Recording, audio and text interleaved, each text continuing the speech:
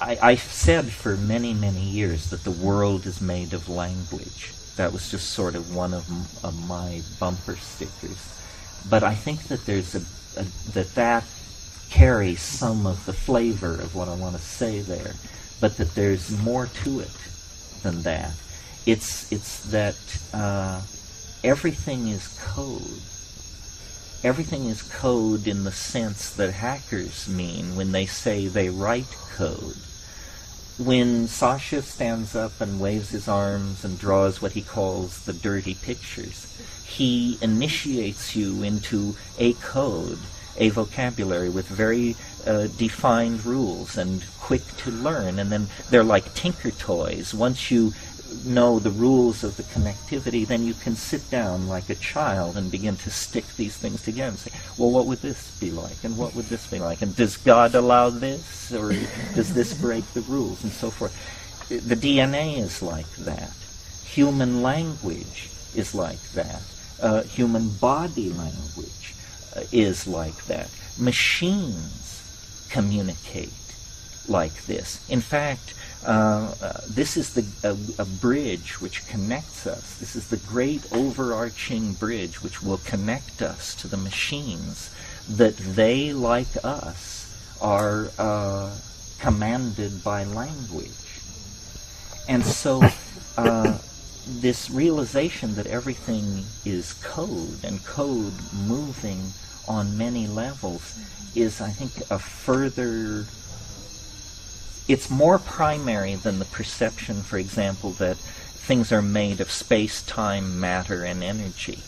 That's one level below code. The code codes for space, time, matter, and energy.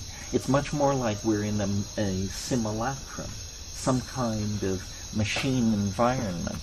And in fact, I like that idea, because I've always sensed, and psychedelics have always intensified this intuition in me, that the universe is a puzzle. Life is a problem to be solved. It's a conundrum. It's not what it appears to be. There are doors. There are locks and keys. There are levels. And if you get it right, somehow it will give way to something extremely unexpected. DMT is a perfect example of that.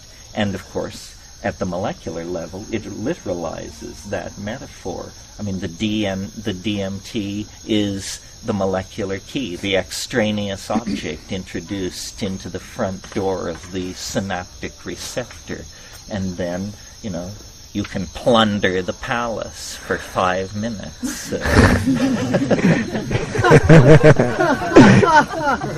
Well, if the world is code, then it can be hacked. In other words, it needn't stand still in quite the same way that it stands still in your mind if you believe in something called the laws of physics.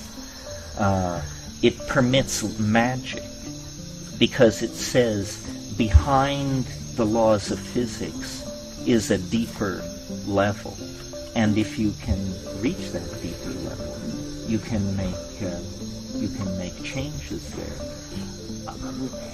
Now, and this leads on to something that I wanted to say about an earlier theme, where I was talking about the legitimation of the community's intuitions.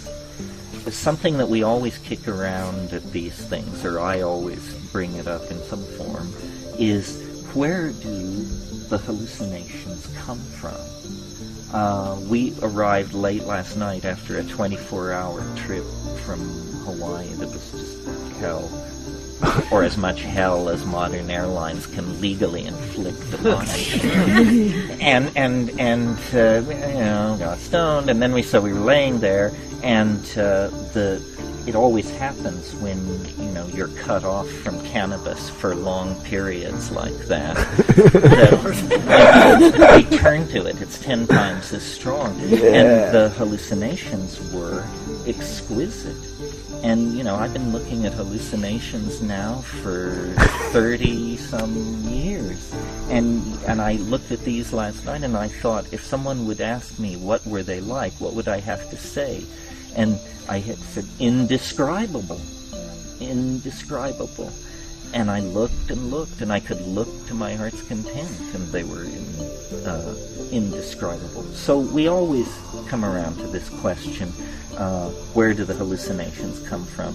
And I suppose the unconscious reductionists among us, and I don't mean that they're unconscious, I mean that they unconsciously use reductionism, probably assume that it's some kind of iteration thing, that bits and pieces of everything you've ever seen are rolling in some kind of neurological kaleidoscope that can run forever and just produce this endless download of drifting imagery. But there's a problem with that, because this stuff is too coherent, it means too much, it's too emotionally charged. Well, we have never really rallied as a group to try and locate in our combined opinions the one or several sources of these images. And I think that, and I talked a bit about this last year, but I think this is legitimate perception of thoughts, places, things, times, and objects that either have existed somewhere in the universe, or do exist, or have existed in the minds of beings somewhere, sometime in the universe. In other words, that we have to begin to take seriously the consequences of generalizations like quantum connectivity. In other words, it's one thing to bask in the light of the overarching metaphor, which says everything is connected to everything else. It's quite another thing to say, and so then what are the consequences for me of this? And the answer seems to me to be that the imagination, the inside of our heads, really is the most vast frontier imaginable. And we must leave it for future generations, or maybe not generations, but future evolutionary biologists to figure out why an animal nervous system would evolve a propensity for accessing Bell non-local data. In other words, quantum mechanically accessible data at a different level of the physics of things. There must be a reason. And in the same way that the problem of speciation posed a problem for 19th century biology, this can pose a problem to our thinking without it sinking our intellectual enterprise. It is for some more sophisticated future group of thinkers to understand why this is so. What we have to grapple with is that it is so. That it is so. That you have the Hubble telescope inside of you. You have inside of you an informational gathering instrument that can give you good intelligence about things so immeasurably distant from this point that to state it in numbers and units is meaningless. It's just elsewhere, the elsewhere of the absolute infinity of the plenum of imagination in which apparently beings rise and fall like plankton in the sea.